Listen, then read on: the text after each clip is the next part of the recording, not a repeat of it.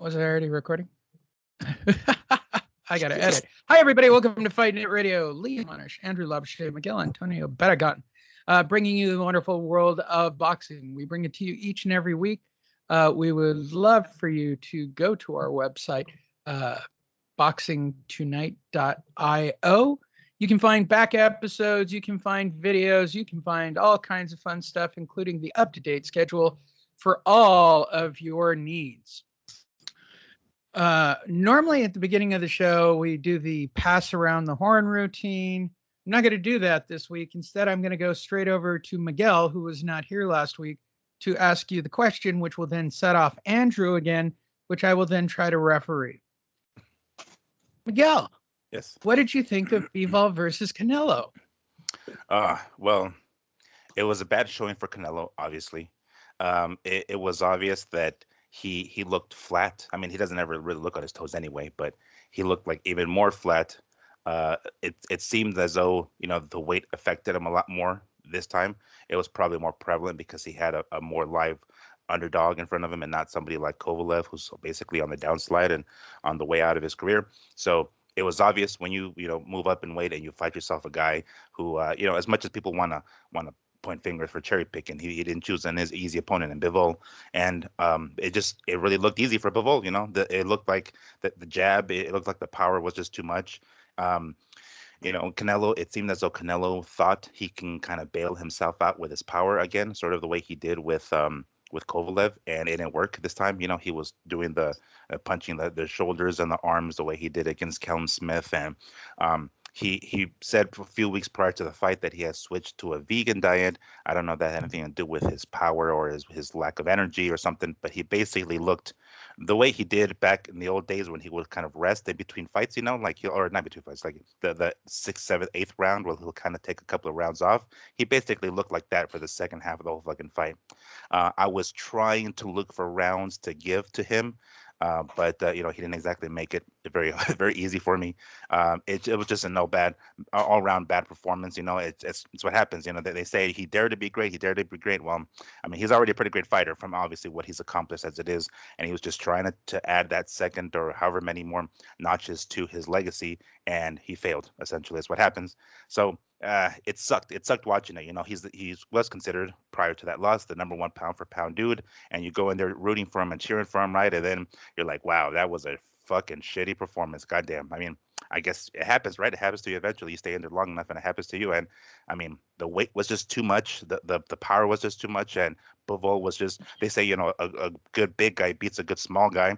Well, he basically did him. You wanted to think that Canelo was just that much better than Bivol, and it didn't show. So, ultimately the bigger dude won. Miguel, I had a question for you. Certainly. I like that you brought up the vegan diet. I talked about that last week, that we've now seen the vegan diet used, I believe, 3 times on the main stage in boxing. Timothy Bradley used it, Chris Algieri used it, and now we have Canelo using it.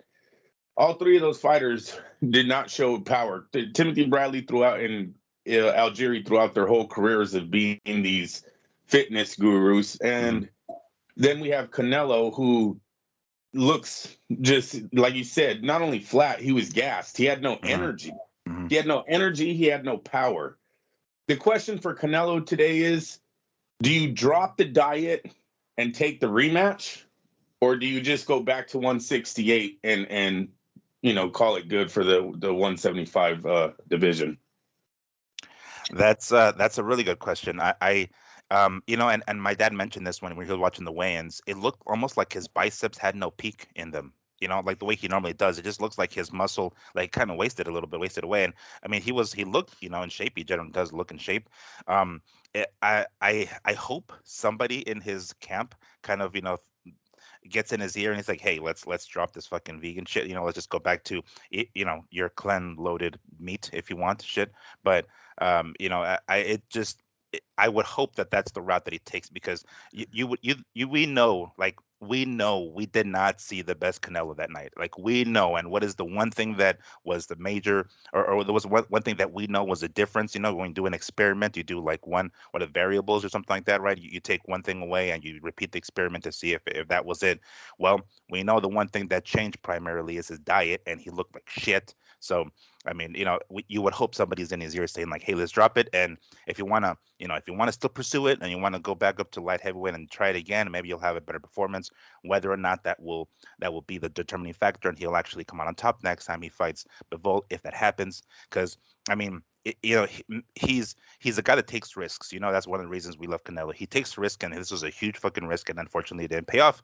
But it could have been other factors as the reason why it didn't pay off. So you would think he has that stubbornness. You know, it's like, no, no, no, I gotta beat this fucking guy, and I give him props for that. You know, I give Shane Mosley props for losing to Vernon Forrest and then say, no, fuck that, I want a rematch, I can beat that guy, and then he loses again.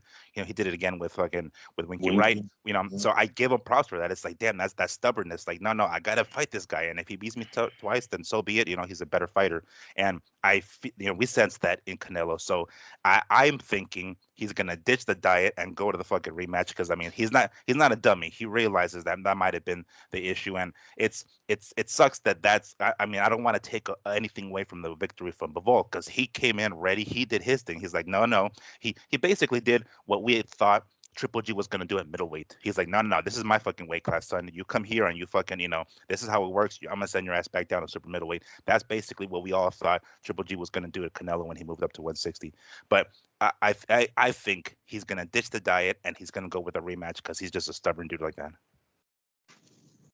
There you go. Let's do some odds and ends that probably won't make the main story arc. Frank Gore. I just like doing that for Andrew's sake. He loves San Francisco so much. He does. Santa Clara, but yeah, go ahead. The Santa Clara 49ers. There you go. Yeah, now that you live so in shout San out. Jose, now that you live in San Jose, Lee, you'll understand what I'm saying. Nowhere near Lee, nowhere near San Francisco, is it, buddy? Nowhere near. Nowhere near San Francisco. Nowhere near San Francisco. Hey, Frank Miguel, Gore made his professional. Miguel, it's like an hour away. Their city on their helmet is like fucking an hour away. Don't even let there be traffic. But yeah, nowhere near San Francisco yet. Let's call it San Francisco. Isn't that where they play, right? Or no? Because like I went to a WrestleMania like a few years ago. Santa Clara. It was Levi's Stadium, right? Or no? Isn't that where they played Levi's Stadium? That's correct. Correct. You watched a WrestleMania there. Correct. I went there. I went to that WrestleMania. Oh, there you go. Yeah, I know. There you go. Oh, that's nuts. Yeah. So let's go. Let's start first with Frank Gore making his professional debut as a pro. Anyone, yay for him. I didn't put the Evan Holyfield story up. Evan Holyfield got knocked out. In fact, most reports, and I've watched the clip, ugly knockout. You watched it live. You watched it live, Miguel. Was it icky? I mean, you know, he got caught with a punch that kind of sort of caught him on like the side of the chin / ear, and he kind of fell like face first. And I mean, he didn't entirely lose his faculties. He kind of did fall and sort of kind of put his hands up before his face hit the canvas. But you can see like his mouth was on the fucking canvas. So he tries to pull himself up, right? And it looked. Like I gave him props because it looked like he didn't have that Zab Judah embarrassment. Like, oh shit, let me try to pop up real fast. He kind of took his time, you know. I mean, maybe he didn't have a choice. Maybe he really was that hurt. But he kind of like got up, took his time for a quick second, right? He was kind of looking around, and then he realized the referee was waving that off, and he's like, oh what? At least give me a chance to get up. So I would have liked to have at least given up, you know, for the referee to give him a chance to at least get up. And you know, when they do like that, they clean the gloves off, and then the referee's like, walk to me. Like at least give him that. You know what I'm saying? See if he can recover. If he looks like he's stumbling there, then by all means, you know, call it off. But I would have liked to have seen him give him a chance at least to get up. But oh man, the way he fell, it's like, oh no, already. I gotta know how many fights he has in his record, but that shit. And this no-name dude who I don't even know who the fuck it was, clocked him with that fucking right. And that left hand of his was so low. It's just like, man, bro, like come on now. But you know, maybe he doesn't have Pop's chin. I don't know.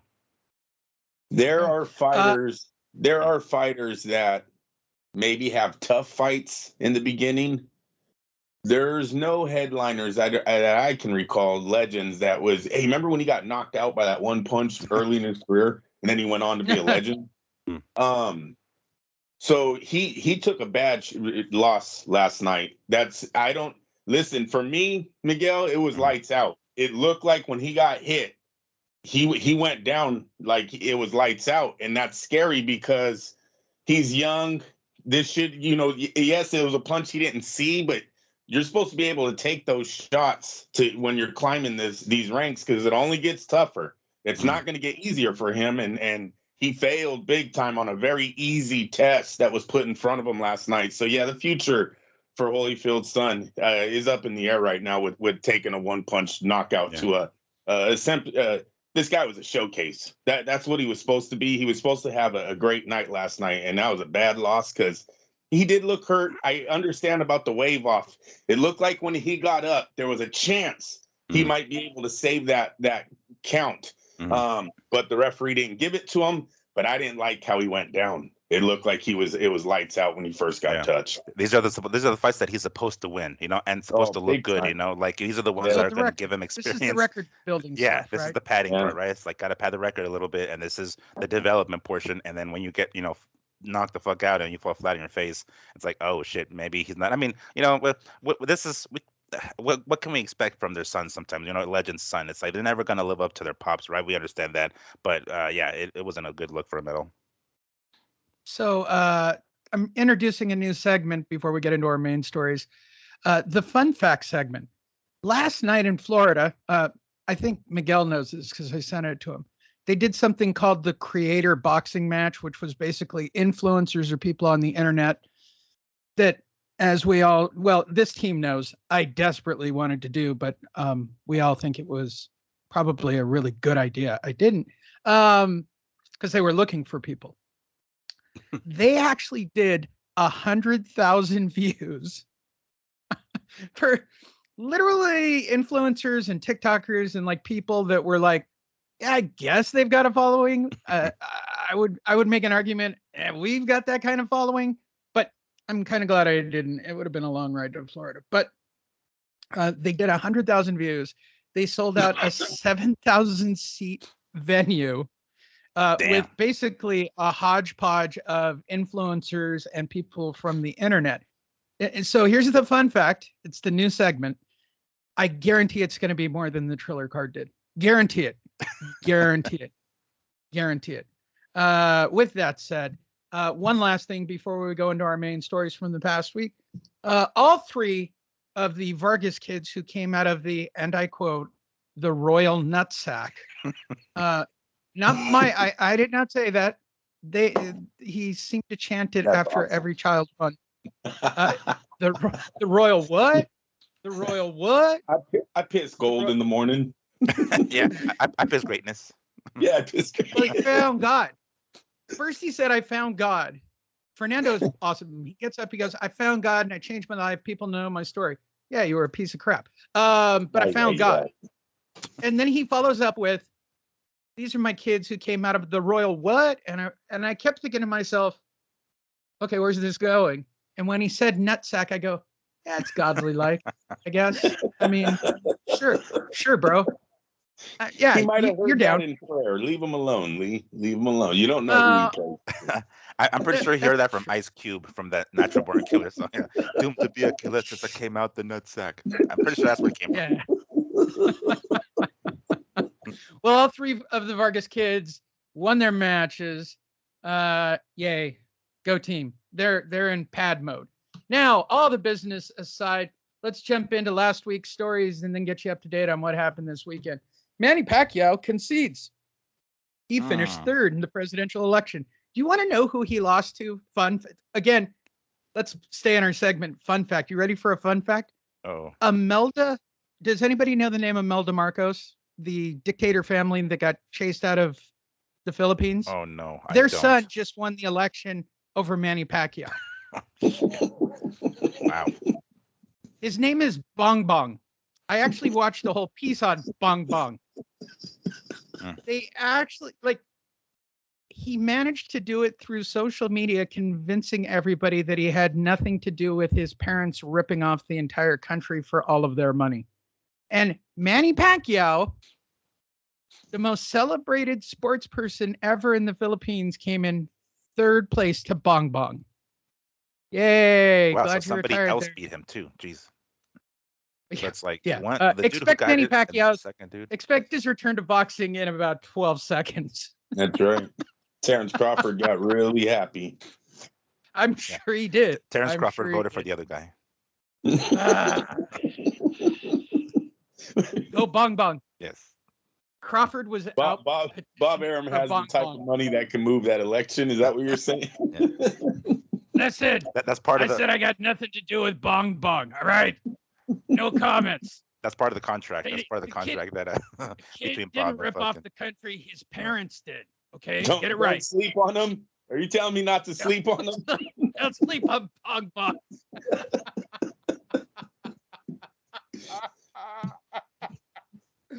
Don't sleep. I wish I could entitle the show "Don't Sleep on Bong Bong," but nobody's gonna get it. But that's a funny one. George Kambosos Devin Haney undercard has been announced, and I'm gonna take a wild stab that this is gonna be a crap undercard. What do we got? The undercard. Oh my god, I flew right through it. They did it that way. All right. Brown, the Oceania title versus Alupu. Oh, it's one of those. So Lou DiBella is just basically selling this on one principle only, and it's a simple principle.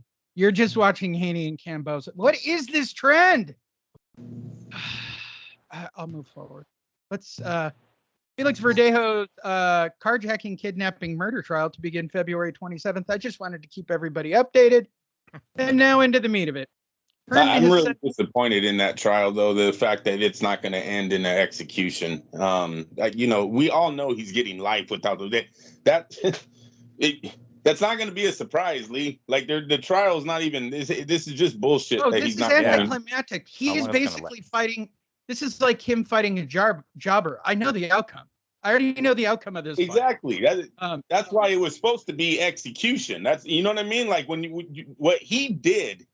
There's no reason for that man to spend the rest of his life in jail. They're never going to let him out of prison. And what he did was sick. He took 2 lives. He overkilled that lady, overdosed, shot her, threw over a bridge, tied up. Like, fuck out of here, man. This guy belongs in a chair. He belongs with an injection. He belongs in front of a firing squad. That's his end game. And it's sad that we're not doing that justice for her family. So I hope he gets it inside. We got that last hope. Is that karma will get him inside. Well, we could do like a Kickstarter or a GoFundMe to get him shivved in jail. I'm just throwing it out there. I don't know the legality of it. Can we like pay one of his cellmates a visit and like give him a fucking cake with like Could you imagine a little everybody who saw in it or listens to something? Fight Net Radio donates $5 to fucking whacking Verdejo in jail? I don't know. I mean, I've realized I just recorded it, and I'm the one going to jail for his murder. I think that's in some. I would have to check with my attorney. Yeah. Don't send $5. Don't send $5. that was a joke. Hearn on Joshua Usyk. Okay, now he's talking the Middle East. Obviously, these two want hundreds of millions of dollars. Vegas isn't going to pay. New York's not going to pay. London's not going to pay. So now we got to go take it to the Middle East on July 23rd. The fight is going to happen. We all know that. They have not picked a venue. I guess that's okay because the fight will sell out in 12 seconds. What are your feelings, Miguel, on the final resting place of this? I mean, if that's where they're going to get the most money, I mean, I can't blame them. You know, it sucks that it isn't, here in the U.S. or even the U.K. for that matter. I don't know. I mean, like I've seen some. This is it was the rematch with Ruiz and AJ in Abu Dhabi, right, or something like that. It wasn't over in the Middle East. So they built a whole like little outdoor stadium. It was kind of cool. I dug it. I personally have like a special place in my heart for those outdoor arenas, like the Caesar's Palace and whatnot. That's kind of cool seeing like the sun in the background and whatnot. But I mean, shit, I can't blame them if that's where they're gonna go. I'm sure they're gonna air it hella early on fucking DAZN over here or something like that. I hope they don't do pay-per-view though. I hope they get enough money that they're not gonna need pay-per-view and it'll just be free on DAZN. But hey, I enjoyed my Saturday morning sometimes with some AJ boxing on DAZN. So fuck it, if this is how it's gonna go down, it's gonna go down. But I mean, Is it gonna go down? Like I'm sure there's still doubts that that Usyk is gonna. I mean, we don't know where the hell Usyk is going to be. I mean, I guess the fight is going to go down. They've already said that, but we don't know where Usyk is going to be. I don't think we're going to get the best Usyk that day or morning, whatever. But I mean, I don't blame them one bit. If that's where the best payday comes from is in the Middle East, and they go over there. That's fine. There you go, Andrew. It's sad. Listen, I don't know what the travel is like between the UK and the Middle East, Dubai. It seems like a lot of the UK fighters are now vacationing over there. Eubank, Khan, Joshua, Fury, they've all been seen there. So is it possible that it's closer for them to travel there than Vegas? I don't know. And Vegas needs to be a little bit nervous about that. Now, the fight for Joshua, it's not a pay-per-view fight. I agree with Miguel. I hope this isn't on pay-per-view. I will not be buying it. Joshua does not deserve pay-per-view money. So that would be a fight that it's so easy to stream now. Sorry, damn it, Fight Net Radio. It's so easy to stream now. You don't have to put up money for shit like this. If you don't want to buy it, you don't have to really buy this stuff anymore. So I hope they do not put this on pay-per-view. It won't make any money here in America. As far as Usyk's state of mind, I guess you'd say, I think he's going to get stronger. Every day this war keeps going on, it keeps seeing like Ukraine's gaining momentum. Yes, people are dying. I'm not saying people are not dying, but there's this was supposed to be taken over a long time ago. The Russia was supposed to have won this already. That's going to get very motivating for Usyk as if this thing plays out where they start defending and actually backing Russia up. The other day they took down a bridge that had multiple Russian soldiers on it. It was a bridge that they were using. One of their main lines is now gone. So it's things like this Usyk's watching. He's in there training. Let his people start winning or start getting a retreat. And I'm be very nervous if I was Anthony Joshua, because he's going to be coming out fucking banging on that night. Yeah, I agree. That would be a huge motivator. It's a big platform. He gets to, much like the Klitschko's used it for, right? Use your platform and your position.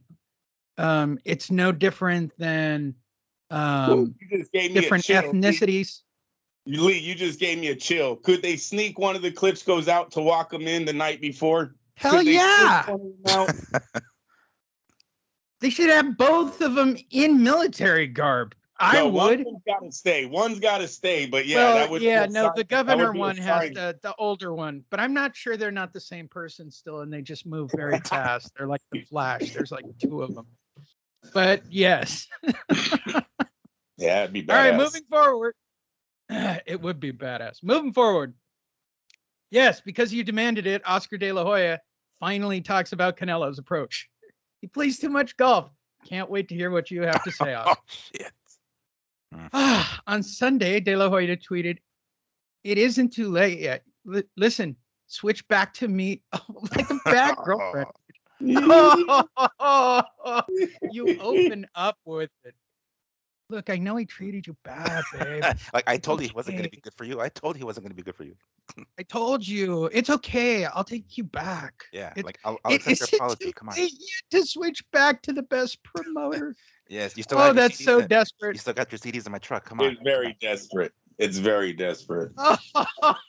Oh, sweetie. Oh, you want to give him a hug on that one. Dude, how drunk were you when you wrote that? That's a drunk tweet. That is exactly what that is. That's a midnight drunk tweet. Like, listen, and it's fucking sad too, you guys. It's really sad. There's one man that should be mad about all this, and he's the young man that fought last night. And I'll get into it, but he should also be thinking about leaving De La Hoya, because if that's how you're going to be treated, he can't get over his ex, and you're doing all you can to please this man and show him that you're his future, and he can't get over the ex. You got to leave him too. He's broken.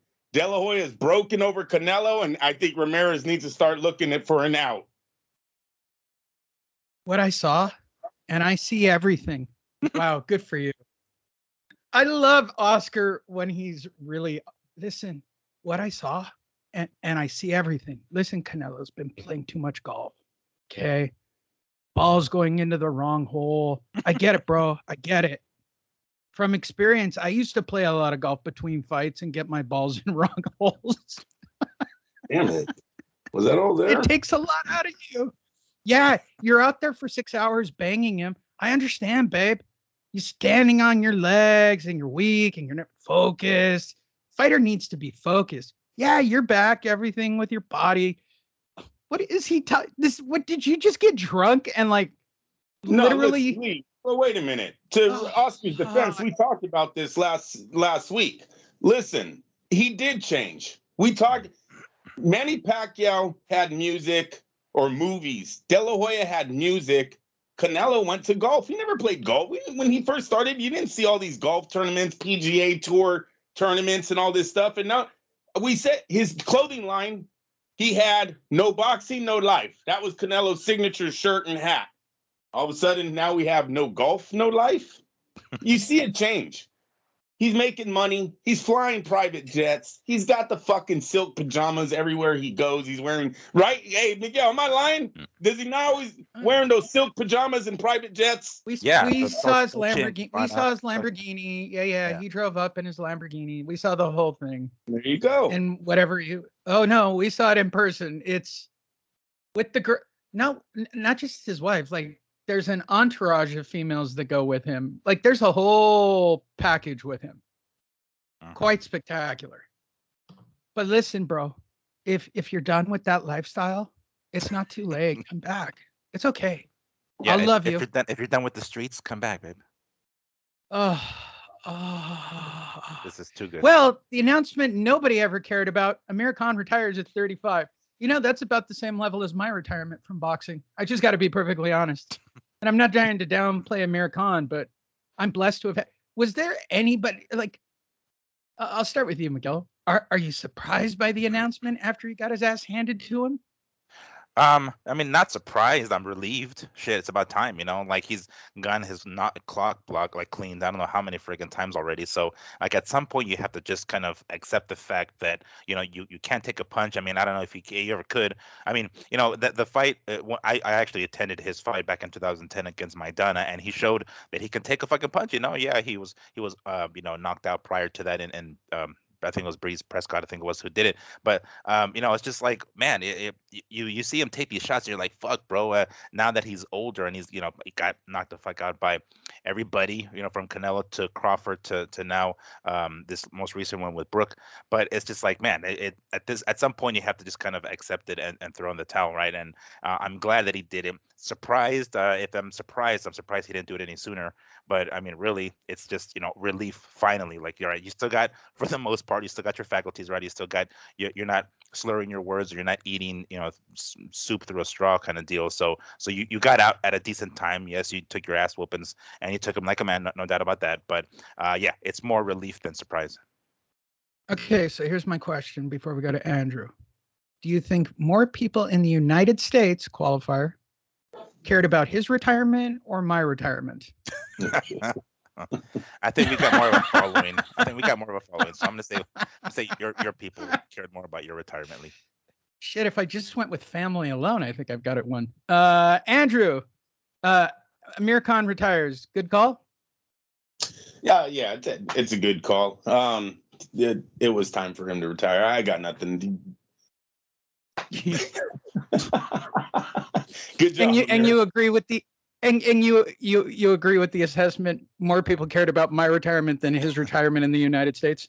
Yeah, the real upside to Amir Khan's career was his religion. His religion always kept him in the limelight. There was always someone willing to make a buck off of him because of his fan base that was really driven off his religion. I mean, if we look back, Amir Khan's been knocked out so many times. It'd be foolish to ever think this kid was gonna once again go from being knocked out to a legend. Now all of a sudden he wins 20 fights in a row. Never happened. So that's the only thing you're up against there, Lee, is who Amir Khan was. True, fair enough. Moving forward, The Mayweather Moore fight, which we've never discussed prior to today, was canceled. Did we ever discuss this? Like, am I just losing my mind? No, this is the one in was the supposed to be Miguel. Remember, he was supposed to be fighting the billionaire son, the little 18-year-old. Billionaires. Oh yeah. Okay. That's right. Yeah. Oh, that's what threw me off was when did the opponent change? And when I seen it was canceled and this guy Moore's on the cover and they're like his former sparring partner, I was like, dude, there is no way any fucking billionaire prince who was supposed to watch his son fight you is gonna pay to watch you spar. Floyd, how the mighty have fallen.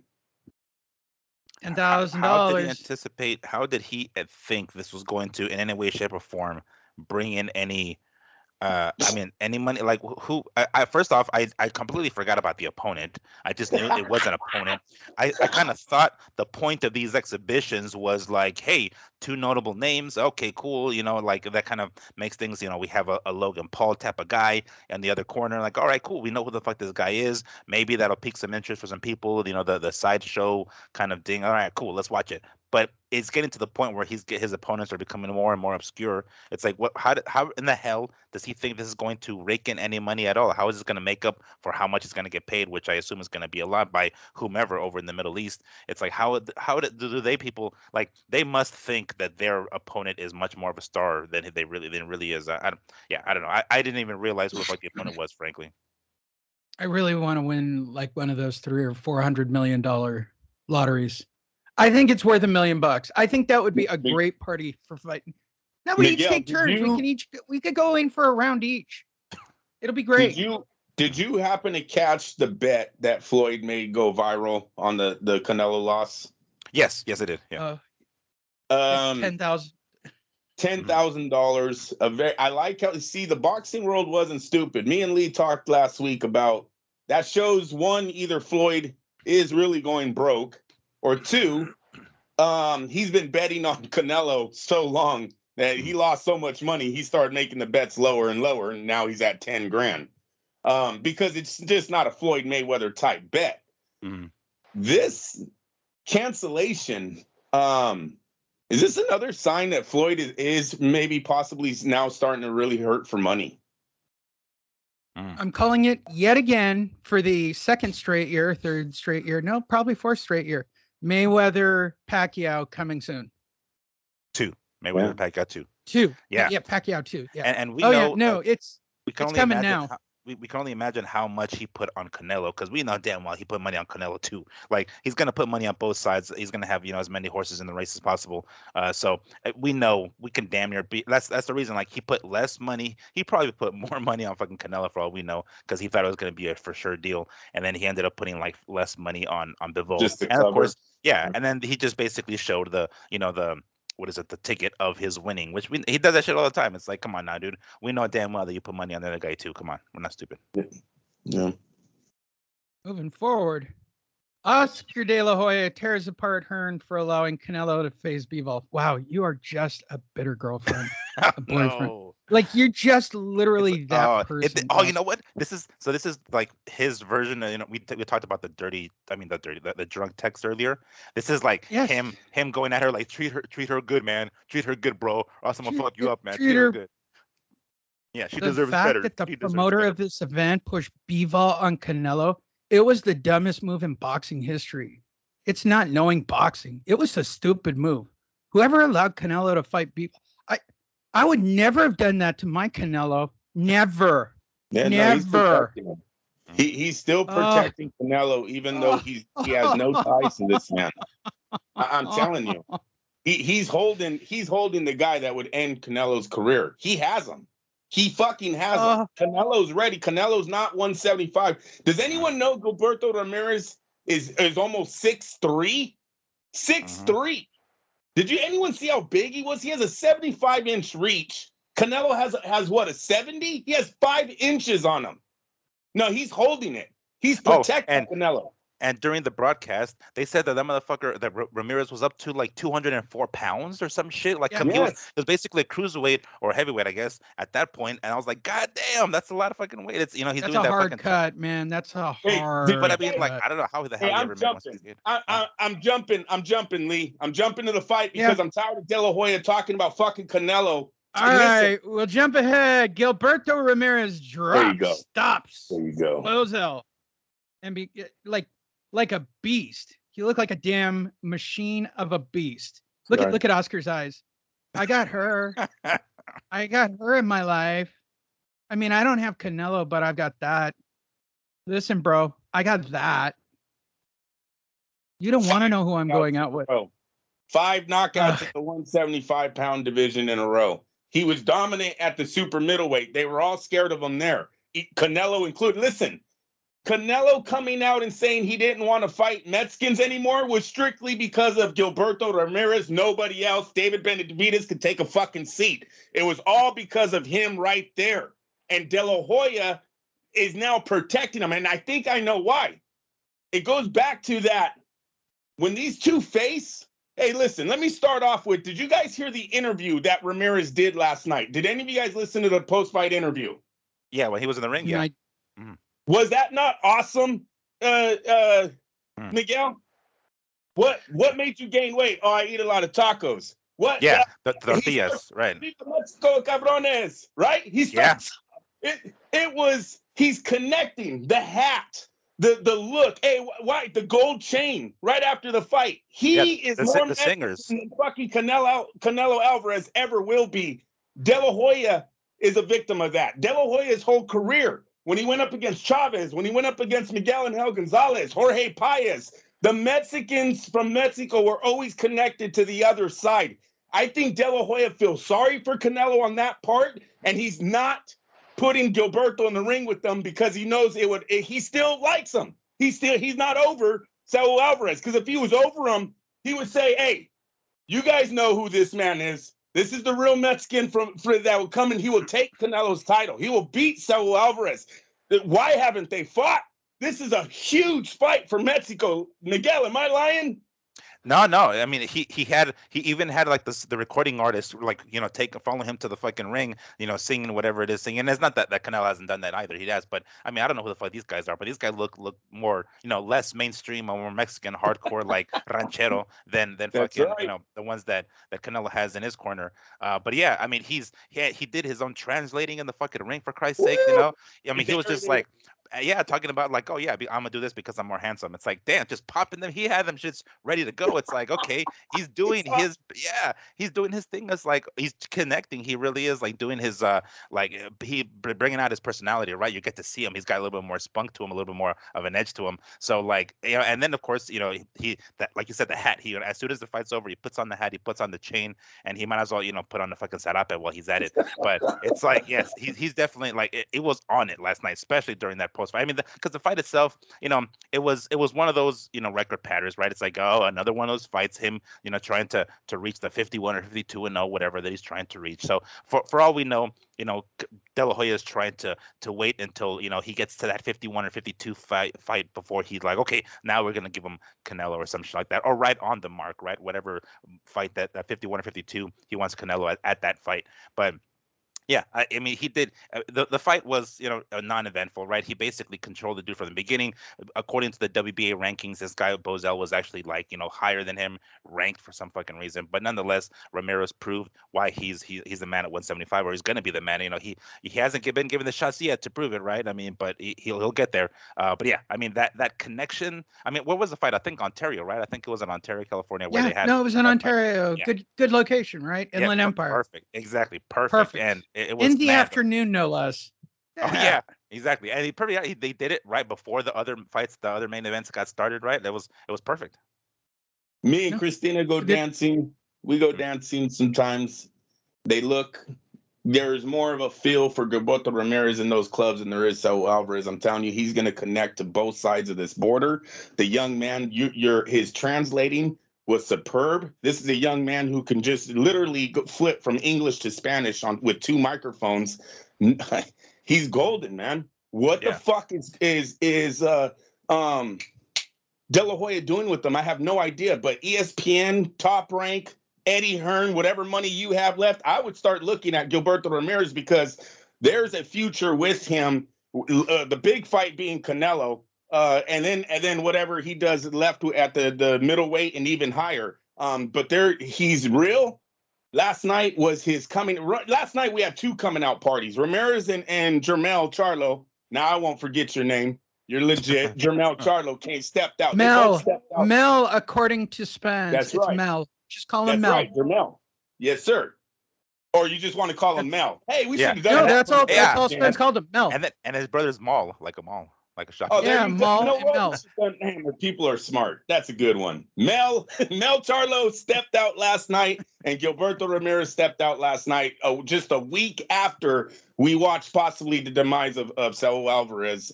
We have two stars that literally stepped out. They're both ready. So, yeah, it was a good show last night.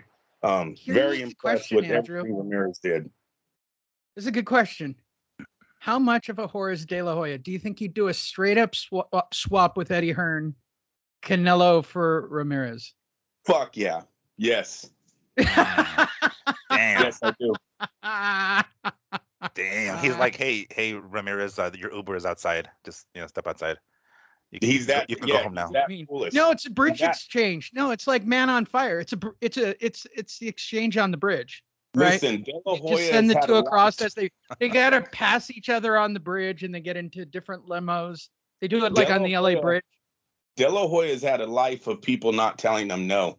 Seriously, and that goes from men to women. That from his real life to his boxing career. Oh. They don't tell this dude no. They never have. De La Hoya's done some of the stupidest shit you can do, and he still has power because of who he is. Canelo told him no. Canelo was the first one that was like, no, I don't want to be with you. I don't like what you're doing. And I think it has made him be with you no more. Get your shit. You don't treat me right. That's right. That's right. I can literally picture them on the LA bridge doing a swap. The way he acts, it's like a broken boyfriend's heart. The way he acts, we're not putting this is what De La Hoya does on himself out there in public. So I absolutely, yes, just to be like, see, I got him back. I got him back. Oh, yeah. I told you Eddie Hearn is literally like a Blaine type guy from the 80s and 90s movies, right? Like the flashy guy with the money, and he knows all the right people. You went with Blaine. You left me for Blaine. That's what you did? Like after all you left me after everything. I made you, bro. I made you, bro. And by the way, I would swap for you in a heartbeat. He wouldn't do that. Bet you he would. I bet you'd take Ramirez over Canelo in a heartbeat. Oh my God. That'd be a contract swap and a half. One thing I want to mention before we move on to the next topic. The particular demographic that I think is going to like be drawn to Ramirez. Like if you see him, so if you guys, I'm sure, I mean, you guys have had it, and I know, Lee been here in Vegas at some point. Sometimes they'll have these like norteño nights at the club, where they have that kind of like music for rancheros, right? Like it's literally that. It's almost like a niche in the Mexican community. So if one person like Canelo is more of a mainstream dude and he try to kind of appeals to like the broader Latino fans, like Ramirez has like not just the broader like Latino fans, but a specific niche, and it's those kinds of people. It's the kind of people that you see at the clubs, like on norteño nights or something like that. They'll have here at the casinos. He's a Latino. It's like being a Latino punk almost. I'm in Northern California, so we must have a lot of those norteño nights because I see a lot of fucking cowboy hats and belt buckles, bro. When we go out dancing, man. Oh yeah, it's that specific, niche, and he's like, it's that the more specific one, and that's gonna be like, imagine those motherfuckers coming out to fights. Good Lord. Yep.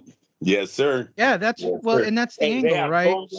Golden belt buckles, fucking snake boots. It's live. It is very live. Yes, sir. The matching snake belt. Well, no, it comes down to the same thing, and I say it all the time, which is the sellout, right? Oscar's always seen as a sellout.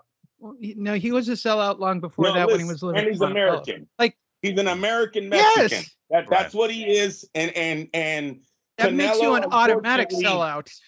Unfortunately, when Canelo first came out, they started doing his whole, oh, he's Irish, we're gonna take him to Ireland, and we're gonna get these contracts, right? They kind of did that when Canelo first comes out, and you know, it is what it is, man. That it's just you see it in almost every race. You know, there's racism inside of their own race, and Canelo, unfortunately, he falls on the lighter skin, and Ramirez doesn't. And yeah, it would be a hell of a fight, but Oscar is straight protecting Canelo at this moment, because last night was Gilberto Ramirez's coming out party. Literally, De La Hoya should have went in that fucking ring and said, he's ready to retire you, so you're not shit. Get out of the division, or Gilberto Ramirez is coming for you. And watch Canelo leave the light heavyweight division. He will not stay there. The reason Canelo said, I do not want to fight Mexicans anymore, is Gilberto fucking Ramirez. I agree. And I mean, the reality is, if you put this guy into the ring with Bivol, it's a different story. That's a different fight. Those are two big that's man. A good scrap. Yep. I'd be excited about that fight because they're active. I mean, the one thing Oh, go ahead. Sorry, go ahead. No, all I was going to say was there were two fights last night where I was like, all right, they were pretty lopsided. This was one of them, but I enjoyed it because Ramirez is extremely active. Like, he's not sitting back on, like, he's not joking. This is a really ferocious big man. It would take a bigger, more technical boxer to like fight this guy off. And I don't think that exists in that division. Like, there's nobody at that skill pace. I mean, there's a bunch of people at light heavyweight floating around there trying to say everybody's avoiding them. Not avoiding you, dude. Nobody cares because you don't make money. This guy's got money written all over him. What I saw with that Ontario arena, sold out. Okay? That's reality, kids. In the afternoon, on a day where there were two other fights in LA. That's strong in my book. I mean, they did some bullshit number about the PBC card having 7,000 people there. No, I could do an eyeball on that. You guys would have been lucky to pull 45, maybe 5 with what I saw. And the whole working staff and fighting stable of PBC was in the front row. And by the way, for the undisputed 154 championship, and you guys can't move that to Staples? I mean, you got to be kidding.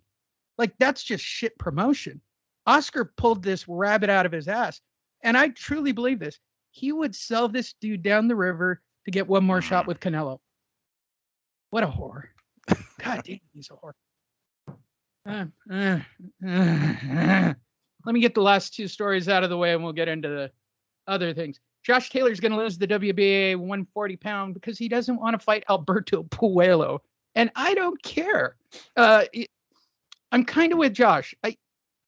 So here's the question. Once you unify, does it really matter that you have all the belts and like take everybody? Because they're all jockeying for, at least from what I can tell, once you're unified, you're forced to face the number one, even though it doesn't make any money, or they're going to strip your title, right? From WBA all the way to WBO. Mm-hmm. Andrew, is it a big deal to lose the WBA? Is he still the lineal monster?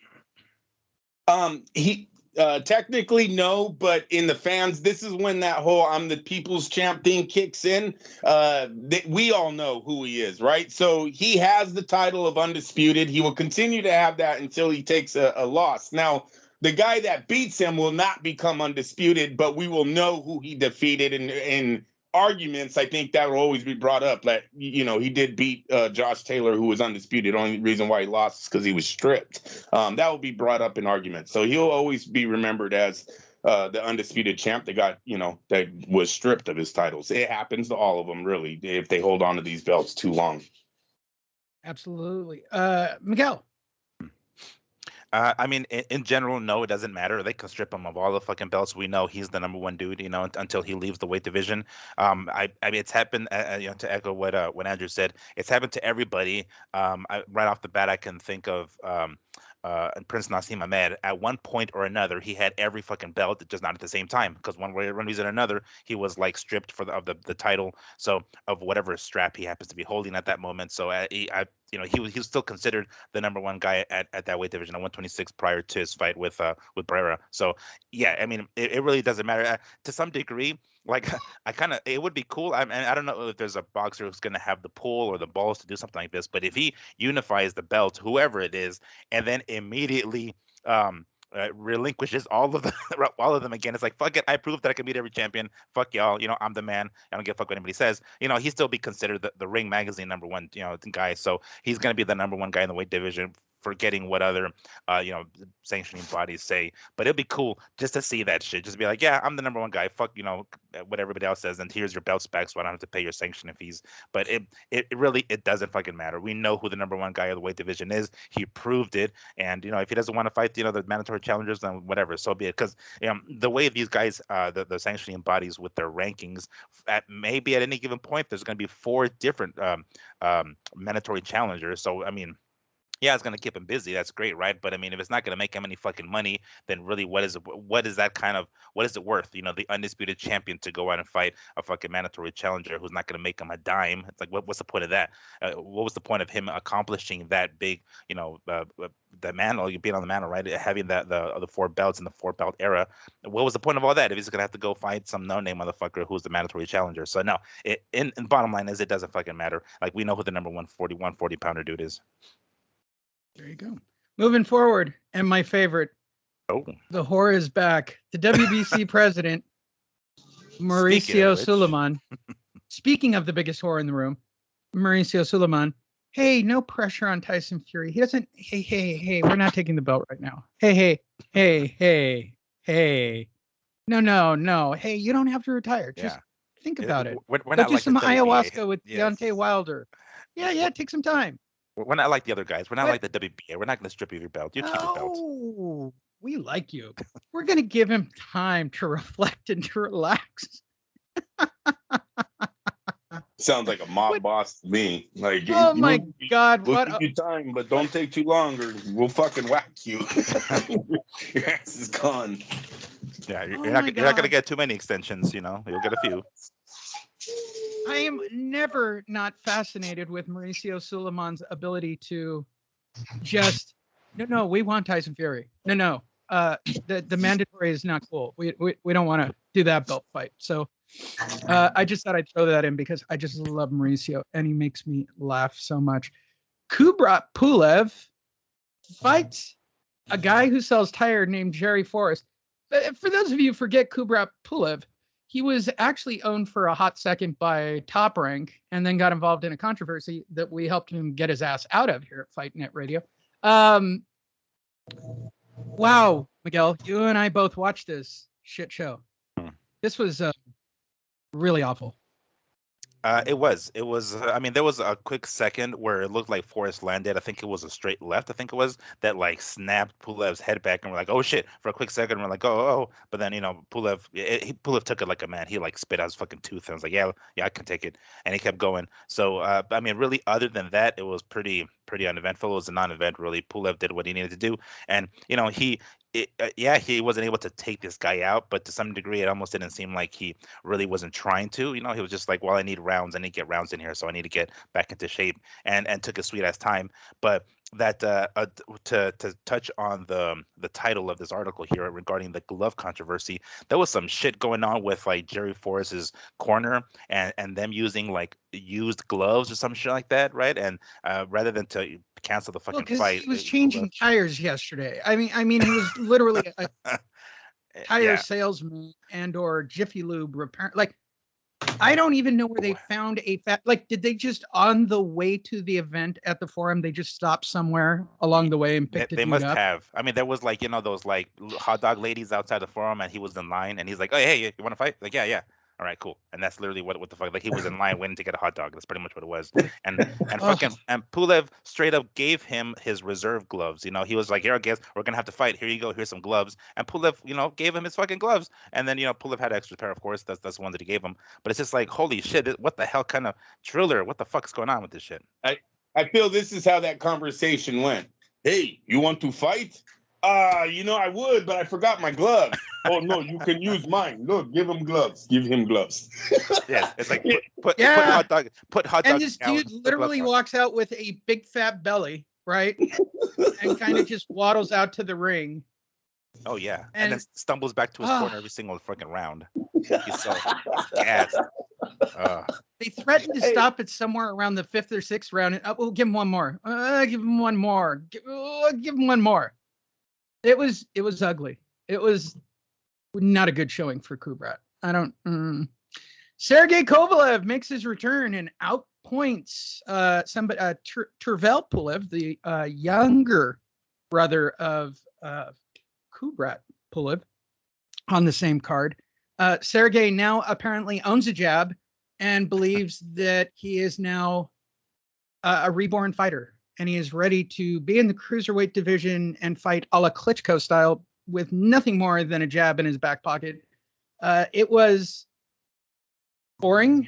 I think the most interesting fact with Tervel Pulev is that he's the same age. He's a year older than Kovalev.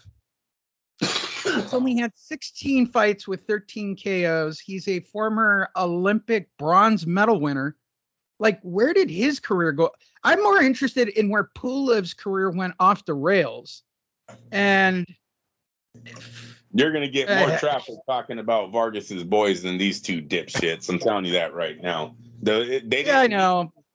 They didn't need these guys. The Vargas, for whatever reason, look, maybe they're legit, maybe they're not. They seem a little reality TV to me, but they won. They're dedicated. They all got good shapes. They're no fat men coming in the ring just getting paid. They didn't look like just their dad. Jr. Just their dad. Yeah, and he has every right to be. He went to the Olympics. He was a world champ. That's a lot of dieting, a lot of discipline. He wants to be a little loose at his older age. So be it. My whole thing is, I don't know why the card's in Southern California. The Vargases have a reality TV show. I don't know if it's still running, but they had one. All the young men look like they benefited from it. So I don't know why Triller even went with the whole Pulev and Kovalev thing here. I think I just would have went with the sons of legends, right? You got Holyfield. Well, they're bringing back boxing, Andrew. Haven't you heard? Triller is bringing back boxing. Yeah, not with Pulev and Kovalev as your main events. Not, no. Oh my God.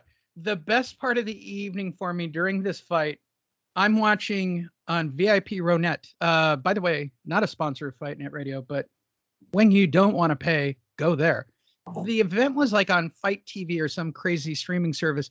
And around the 8th round, they do a split screen to advertise the fight I am watching on live stream. And I went, wow, how out of touch are you guys? You're advertising the fight that's happening at the same time that the fight's happening with 2 rounds left. That is so out of touch, wow, programming wise. So, hey, shout out to the fight crew.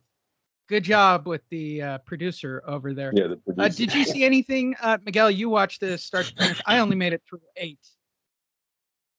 I mean, besides the horrendous commentating with Ray Flores and Sean Porter and whoever the hell that other white dude is who's got like the New Jersey accent, I don't know who the hell he is. And every time I try to who the hell is this guy? They never put his name up on the screen. Teddy Atlas. I kept thinking, they got a fake Teddy Atlas. Shit, that's an insult to Teddy Atlas. That's I don't know who on what day you get Teddy Atlas. Yeah, exactly. But I don't know who the hell the dude is. But the commentating was pretty shitty. They tried. I can knock them for trying. But they had their own version of like Heidi Androl. I don't know. It's just some like random chick who was doing the interviews onto the side, right? That seems to be the thing that most streaming services do. It's like they have to have a Cynthia Ponch or whatever. They kind of have to have one of those at every fight. So DAZN has their own politically correct these days. You got to have the quota, right? You got to meet the gender quota. So they had the best part of the. Oh, go ahead. Oh no, I was just gonna say, like the production. If you watch the what is it? The concert of some black chick rapping, or I don't know what the fuck she was doing. Where's the black chicks? Like, I don't what know was who the that? fuck. And listen to the crowd. They were so silent. They're like, "Who the fuck is this broad?" Like they didn't know who the hell they were even watching. It was just so bad. I know Triller tries to be innovative, and the dude, Fuck Triller. the CEO, yeah, what's his name? I don't even know the guy's name, but the CEO or The the mob guy, guy. the mob Let's guy, just call him the yeah, mob guy. he was doing an interview right with the chick, and he was trying to come up with he was trying to explain basically their formula, right, the entertainment with the boxing, and then trying to do the same with that triad thing with the triangle ring. And it was just like, man, these guys are just not, they're not connecting. I don't know, they just haven't found their niche yet, but Jesus Christ, everybody in the crowd was fucking dead silent. They did kind of wake up for the fights. It seemed as though the fans that were there for the fights, so I mean that kind of helped. But I don't think it helped having these people, whoever how these singers or rappers were on stage. Like no one What's gave a out rat's of about that. touch? I Yeah, mean, no one it's gave just a complete. shit. Okay, so wait, without being racial, You're spending way too much you time on have. this bullshit, you guys. Well, no, you're the best Come part on, of this, man. Andrew. Wait, hold on. I'm gonna move on. Was there janky ass sponsors? Like they had there was some janky ass sponsors on the ring. Like he's downplaying how freaking crazy the announcing was. Like Ray Flores tried. So we're going out after this and going on the town, and Sean Porter's like, yeah, probably not. Like he said it under his breath. And I thought I was going to fall out of my chair. Ray Flores was trying, we're in Hollywood, Tinseltown, baby. We're going out on the town. It's Triller, baby. You can hear Sean Porter go, yeah, probably not. That's fucked up. And he downplayed it. He's like, no, I'm married. Yeah, And then Ray I Flores don't drink. comments, when he can't, then he comments about the ring card girl. And he's like trying to get Sean Porter to like co-sign it. He's like, yeah, no, I'm married, bro. Like, Dumbass. pretty much like yeah. that. Which takes us to the main event of the evening. Quite fantastic. With all due respect. Yeah, he did it. Mel actually showed up. This wasn't a draw. There was no dispute. There were moments where one side won and then the other side won early on, depending on whose scorecard you had. He probably got 4 rounds on my card this time for Castano. Jermel Mel Charlo, who will henceforth be known as Mel. He is now the undisputed 4-belt holder at junior middleweight, 154. It was a great fight. It wasn't a good fight. It was a great fight till the very end. And honestly, you had to believe Castano was in it all the way because he was still doing what he was doing. Charlo got serious this time, and I enjoyed every second of this fight. I don't think it's fight of the year, but it's a darn good fight. I start with you, Andrew. What'd you think of Mel? Coming out party.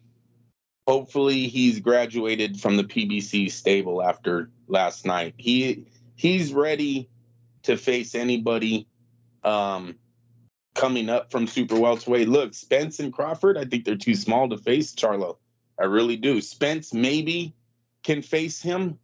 Crawford definitely not. He would be at a very big disadvantage. Charlo is a big junior middleweight. Excellent game plan. I don't really like fighting off of the ropes, but it worked for him. He used Castano's aggression to his advantage, and it worked. He's a very good learner, and so is his trainer. What's his name? Derek James is his name? Yeah. In both rematches, he has knockout victories now. Tony Harrison, very good first fight, comes back in the rematch, knocks Tony Harrison out. Castano, very good first fight, maybe fight of the year. I think it went up as one of the fight of the year. Comes back and knocks him out. So he learns. You got to watch out when you face Charlo on that rematch. He's ready, man. Look, the PBC has thrown everyone at him. Eric Lubin was this undefeated power puncher, blah, blah, blah. He knocks him out in 1 round. Tony Harrison defeats him. He comes back and knocks him out. Castano, very good fighter. Look, we called this the fight of the night. I think it was the fight of the night. We said it was a bona fide unification match. Castano played his part to the very end. He fought like a champion all the way to the end. Beautiful inside punch that knocks him out. I got to show my son that. Finally, Junior got to see a victory going into the fight. You know, Junior's had a rough boxing career, man. A lot of our stars don't always win. As of recently, the guys we're going for it don't seem to be pulling out victories. Saul's name was added to that list 7 days ago. So Junior's had a rough boxing career. On this night, he went for Charlo Jermel, and he got the victory. So, and then that inside punch is a thing of beauty, that left hook, because that shows you don't. Yeah, there is no reason to reach all the way back. 6 inches really all you need, and it was a thing of perfection how he leveled him with that shot, and that's not the first time we've seen him drop guys with jabs. They were highlighting that going into this fight. He dropped one of his opponents with the jab, and then last night he has a 6-inch punch that was a thing of beauty. So Charlo's real.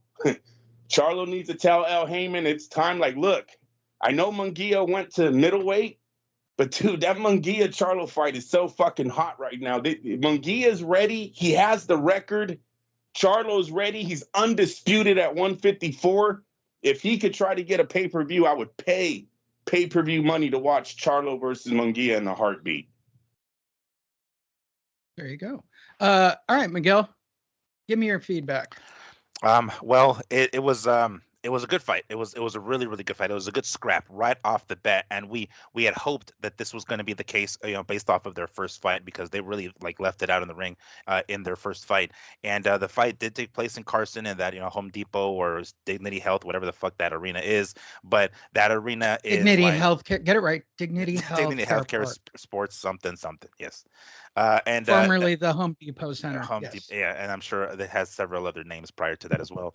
But yes. That arena, has that notoriety for it. You go here and it's like you watch killer ass fights. It's where you see, Rio's Alvarado 1, and I think it was one of the Vasquez and Marquez fights that took place there as well. Like, it has that kind of name and notoriety to it. When you go there, it's like, oh shit, they're gonna have some good ass fights. Right? Something about that arena that just brings it out of the fighters.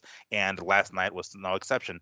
And it was right off the bat, man. They did not even take a round to warm up. Like, they already had 12 rounds to warm up prior to this, and it's like shit. Right off the bat, they started landing the punches. And to mention, to touch on what Andrew was talking about with Charlo working off the ropes. He did a really good job of not being up against the ropes. Yeah, he was moving back. Yeah, he was kind of closer to the ropes. He had his back closer to the ropes, but he never really fought off them that much. He did, but especially in the beginning, it looked like he was doing a real good job of making sure he wasn't trapped up against the ropes, which is where he was hurt in that first fight when he was damn near dropped. It was right by the ropes. So he did a real good job of making sure that his backs barely touched the fucking ropes. It wasn't until later on where he started getting a little bit lazy, and he kind of started allowing Castaño to kind of move in on him.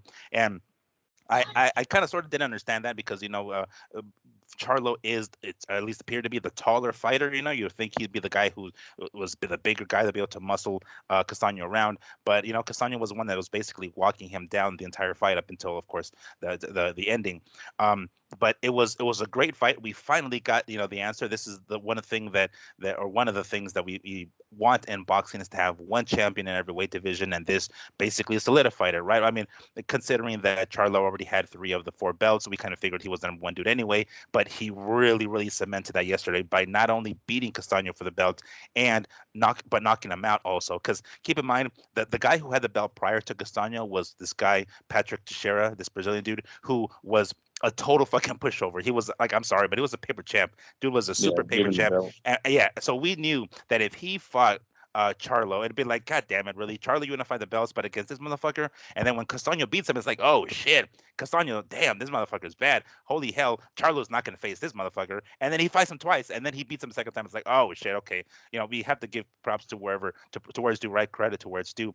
And towards the post-fight the post-fight interview in the ring, he even kind of teased a possible move up to 160, right? So that's intriguing. I mean, there already is a Charlo at 160, right? The other Charlo Mall.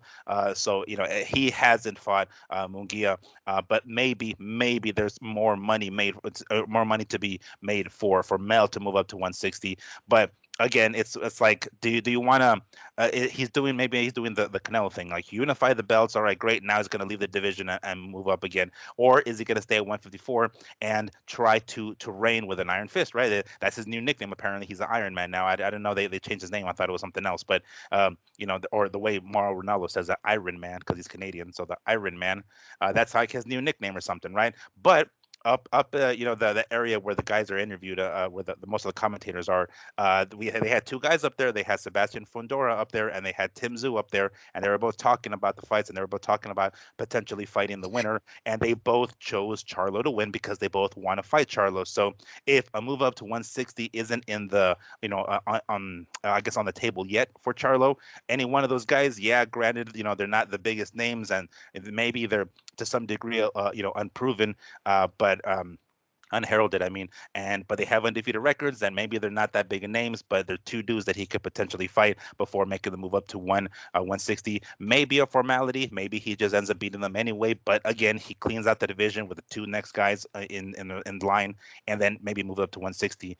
Who the hell knows where Gia will be at by that point, It makes him no money. I got to say no to both of those fights unless Tim Tszyu is going to. No, Tszyu. If you fight Tszyu in Australia, that's no. payday. But he's going to want the lion's share. That's where all because Jermell is the undisputed now. Yeah. So fuck everything Tszyu does in Australia. We don't care about all that. You're fighting the guy with the 4 titles now. He's going to want majority of your pot.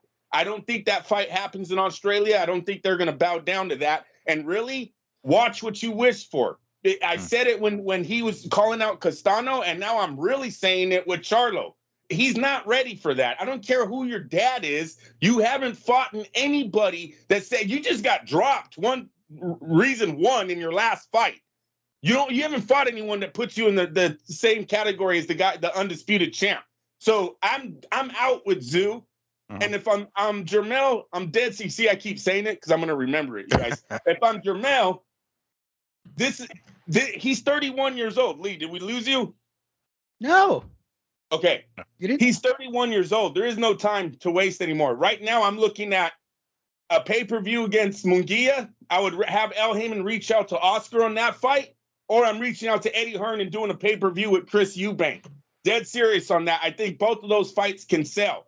Chris Eubanks made kind of a splash out there in the UK. He's got big noise right now with the PBC. He's been fighting. He's been walking around the PBC fights. I think they can make something work. He's got no time. Fuck Fonfaras is fucking tall-ass guy, done nothing. This makes him no money. There's no money. Right now, he needs to start acting like Floyd with Al Heyman. You need to start showing me the money. I'm 31 years old.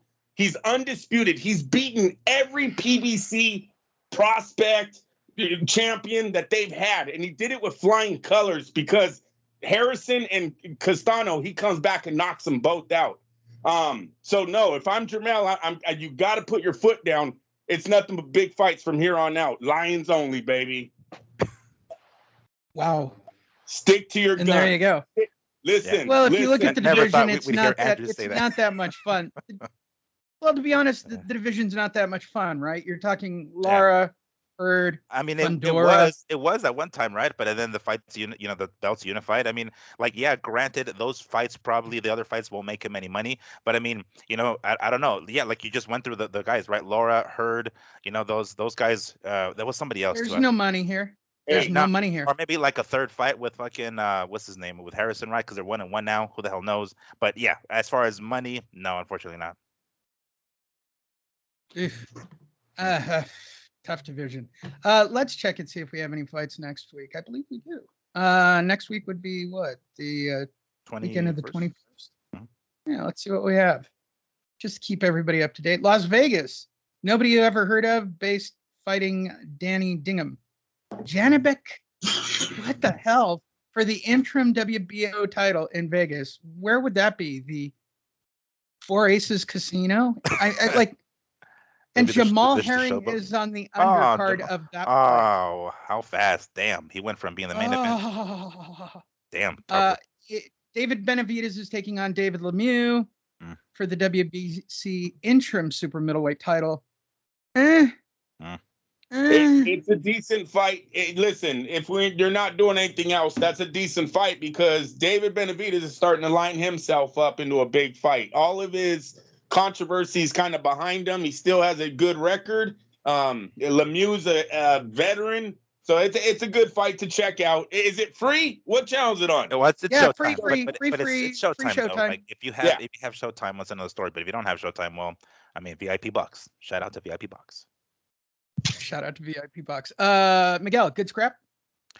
Oh yeah, definitely. I mean, we've said it countless times, and it's very true. The last thing that a fighter loses is his power, and Lemieux has got that fucking left hook. I mean, just he's done it. I forgot who it was, Curtis something. I forgot the guy's name that he knocked down on HBO, left the motherfucker out cold. This was prior, I think it was prior or right after his fight with Triple G. But Lemieux still got that same power in that left hand. Maybe it's not the same as super middleweight as it was middleweight, but he was killing himself for quite a while to make the middleweight limit, and maybe at super middleweight he's even more stronger. So who the fuck knows? But that he still got that left fucking hook because the dude he throws that with like power and with conviction, and the guy doesn't shy away from a scrap. So yes, 100. And David Benavidez is in there, the whole night. So yeah, I would say if you guys happen to have Showtime, tune in for that one. That one's gonna be good. We know who the favorite is, right? But hey, Lemieux is don't sleep on Lemieux. Don't sleep on Lemieux. That was Curtis Stevens. He knocked out on HBO. There we go. Right. Yeah. In London, we have a crazy Eddie Hearn no-name card. Well, unless I guess that Buatsi dude, that they threw that guy's name in there as a potential Ramirez, opponent. Rather not actually happens, I don't know. But if you guys want to see who else in the weight division to potentially fight, Surdo, tune in for that one too, specifically with the Buatsi dude. All right.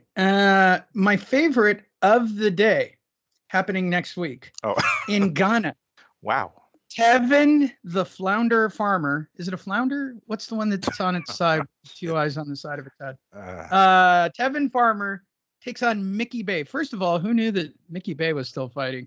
Secondly, Tevin Farmer has to go to Ghana to get. What Hey, shout out what to did them. Tevin Farmer do to screw this? Who else gets paid to travel the world? Nah, you know what? Fuck it.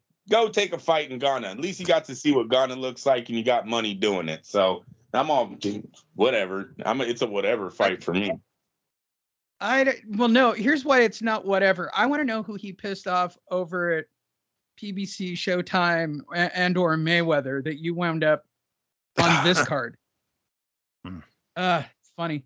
And then there's a fight in San Antonio with nobody we've ever heard of. All right, that takes care of it. That takes care of next week. That's everything. If you guys want full fight information, go to boxingtonight.io. You can follow us on social media. Fight.net. Has a good girl right in front of him. He doesn't know what to do with it. Oh, the what? I said De La Hoya has a good girl right in front of him. He doesn't know what to do with it. He doesn't appreciate the good. Oh no, that's he always the title wants the bad boys. Always wants the bad boys. Yes. That's the takeaway. That's literally the takeaway for this week. I mean, Oscar, you literally. That is literally the line. That is literally just move on, Oscar. Move on. Get yourself a better girlfriend. Move on, and show the best revenge is like moving on. That's right. Right. Best revenge is success, and Ramirez would be very successful for De La Hoya if played right. This could be Canelo's fucking nightmare. I'm telling you. Last night would have been the beginning. I would have ran his ass right out of the light heavyweight division, calling him out with Gilberto Ramirez standing behind me. Ramirez is ready. That fight is ready. He's not on a pedestal anymore. He took a defeat. He's come down. No, it's on. I don't know what Oscar did. To me, I think Oscar has a hidden love for Canelo, and he's straight protecting him still, even though he makes no money off of him. And you know what? I might have to rewatch it, but I don't even remember if after the Ramirez fight or the post fight interview in the ring, I don't remember if they even mentioned Canelo's name. Like I'll have to rewatch it, but they talked about him being, with this win, Ramirez. No, they talked about Bivol. Bivol specifically, because Bivol is the champ, right? So they said, all right, you're now the mandatory for Bivol, yada yada, But I don't even know if a potential fight with fucking Canelo was even brought up if the rematch goes through. Because I want to say maybe they briefly said it in mentioning, but damn, they damn near didn't say anything about fucking Canelo. They're just like Bivol, and so forth. So I mean, it would have been some shit if Ramirez said something about Canelo. It's like, yeah, well, if he's gonna fucking want it, he's right here. He's literally gonna run him out of the division. That would have been, man, that would have been like the cherry on top for that post-fight interview. Well, there you go. Go to boxingtonight.io. Follow us. Follow him. That is at Fight Fiend Mix. Follow him at Andrew Labouche. Follow me at Lee Honish. We do this each and every week. We just ask you to click like, subscribe. I'll use one of the kid terms. Smash whatever the button is and tell your BFFs. We will be back next week as we are each and every week. We appreciate all of you for listening.